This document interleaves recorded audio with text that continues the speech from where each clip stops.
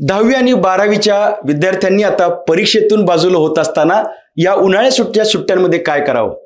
तर मजा, entertainment, timepass, उन्हाळक्या, आंब्या कैऱ्या खाणं, प्रवास करणं, सहली करणं, फिरायला जाणं, कुटुंबाला वेळ देणं, मित्रांमध्ये जाणं, याच्या पलीकडे जाऊन आपण आपल्याला ज्या करिअर्समध्ये जायचंय त्या करिअर्सची माहिती निश्चितपणे काढा, ऑथेंटिक माहिती काढा.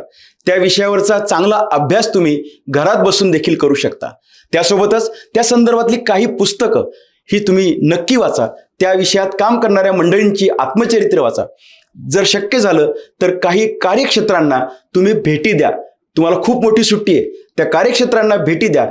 सगळ्या गोष्टी समोरनं पहा, जवळनं पहा, त्यामुळे तुम्हाला अंदाज येतील.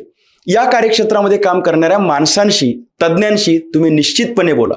गरज पडली तर तुम्ही स्वतःमध्ये सुद्धा डोकावून पहा आणि स्वचा शोध समजावून घ्या.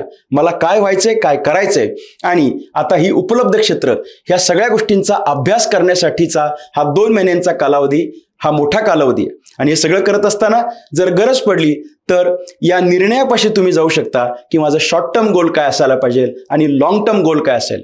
त्या दृष्टीनेच डॉक्युमेंटची जुळवाजुळव आणि पुढच्या सगळ्या गोष्टींसाठीची तयारी, यासाठी हा सुट्टीचा कालावधी नक्की वापरा.